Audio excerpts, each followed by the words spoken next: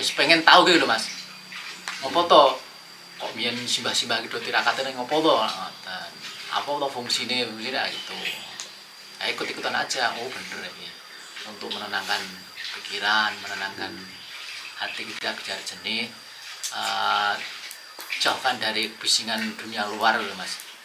Dan untuk noto rasa, noto batin, noto pikiran, dan kita berdoa sama yang kuasa. Kan kalau di tempat yang sepi kan lebih hening Mas, lebih fokus, pikiran kita jadi tenang, nggak kemerungsung gitu.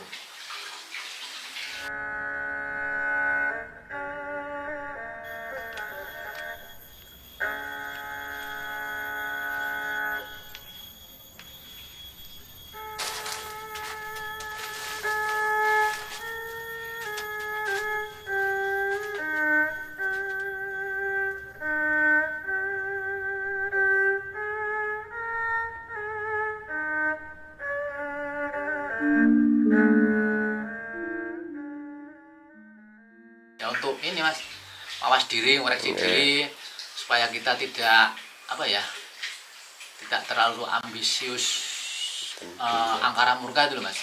Kita bisa noto hati, noto batin, kita bisa welas asih sama teman-teman, sama orang, kita menghormati leluhur kita yang sudah memperjuangkan negara kita, leluhur guru-guru kita. Tanpa guru kita kan nggak bisa begini tuh Mas.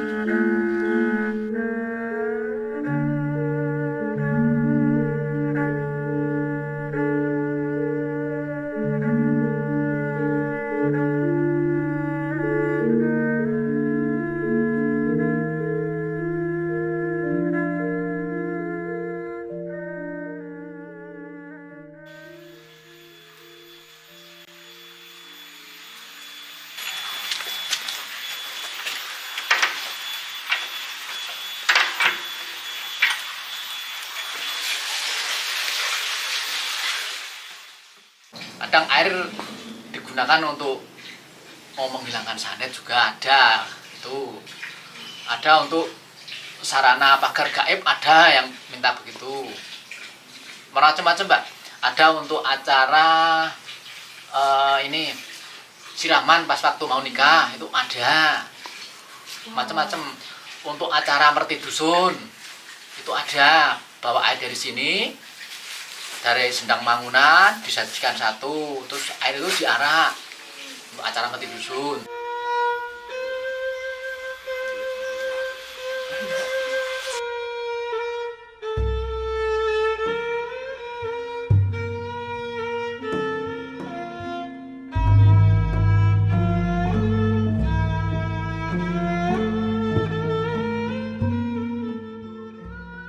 Berbuat merugikan orang lain, kita sering menyakiti, tapi kita di sini sadar, wah iya, dengan adanya alam ini, isinya itu tidak ada apa-apanya dengan kekuasaan Tuhan. Tidak ada yang kita banggakan Mas. Wayah dicabut-cabut Mas. Bener Mas, wayah dicabut-cabut, tidak ada yang bisa kita banggakan. Kita hanya berdoa dan nyuwun sama yang kuasa.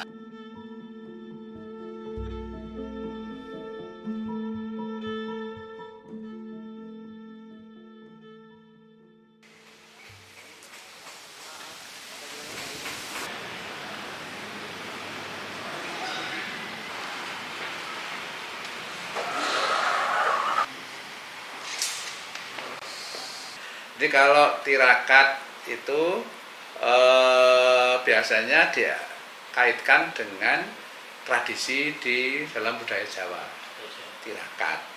Tapi sebenarnya itu berasal dari spiritualitas Islam yang mungkin juga diintegrasikan dengan spiritualitas Hindu dulu, jadi spiritualitas Jawa. Makanya istilah tirakat sendiri sangat dekat dengan tarekat ya. Tarekat itu adalah tradisi spiritualitas Islam.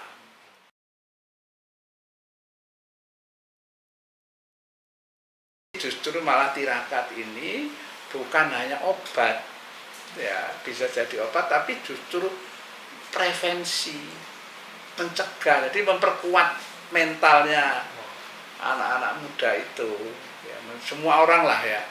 Kalau orang-orang yang terbiasa dengan tirakat, ya tirakat itu pengendalian diri, tidak terlalu banyak omong, ya kemudian banyak diam, berzikir, atau refleksi, meditasi dan sebagainya. Kalau dalam bahasa orang Jawa juga ada meditasi dan sebagainya itu. Nah itu justru malah akan kuat menghadapi stres apapun, dia bisa tahan,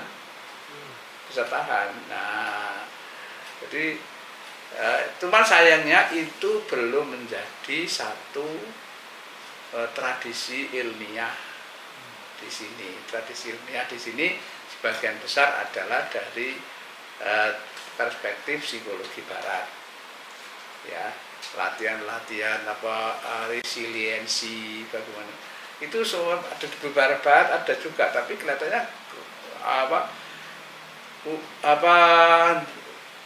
kurang cocok kalau diterapkan di Indonesia begitu, terutama di Jawa ini ya.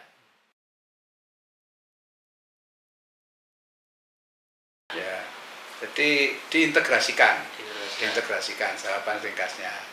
Karena dua-duanya itu punya, sekali lagi saya sampaikan bahwa budaya ilmiah psikologi barat itu bukan sesuatu yang paling hebat, ya, bukan. Banyak tradisi-tradisi yang lain, ya, tradisi Islam, ya, tradisi Jawa, tradisi Cina, tradisi Hindu, gitu ya. Sekarang ini kita dikuasai oleh tradisi Barat, segala sesuatunya dikuasai oleh Barat. Medis, seakan kalau tidak medis salah, ya. Orang bisa sembuh, orang bisa baik itu tidak hanya lewat medis, tidak hanya lewat psikologis. Orang bisa menerapkan tradisi Jawa untuk bisa ini nanti kalau istilah evidence base itu juga istilahnya orang dari tradisi Barat. Semua itu cari buktinya, harus pakai statistik dianalisis, enggak. Sekarang itu banyak sekali justru bukti-bukti itu terlihat dari fakta, ya. Yang mungkin kalau pakai ilmiah nggak bisa sampai misalnya saja. Nah sehingga kita harus menempatkan semua tradisi-tradisi ilmiah itu sejajar, meskipun sekarang yang paling dominan itu ya. Nah oleh karena itu perlu integrasi tadi itu. Barat juga tidak jelek, tidak, sama sekali tidak, ya. Maka ini masing-masing punya kearifan, nah maka itu diintegrasikan. Itu cara yang paling bagus.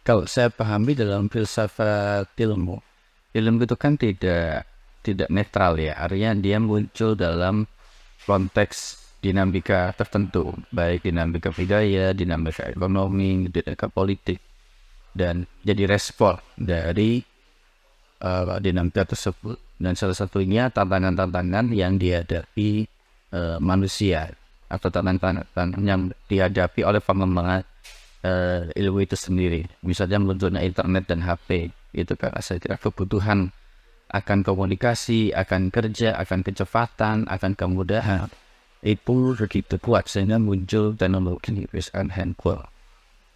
Dan kalau dikaitkan dengan kebudayaan lokal, itu bisa sangat terikat dengan satu budaya di mana teknologi itu diciptakan, gitu kan, baik dalam hal simbol, dalam hal bahasa, termasuk norma-normanya. Dan juga kalau dalam konteks kita sekarang di mana teknologi itu didistribusikan, jadi pencipta dan pengguna teknologi yang bisa jadi bisa bertolak belakang antara itu. budaya di mana teknologi itu diciptakan dan budaya di mana teknologi digunakan.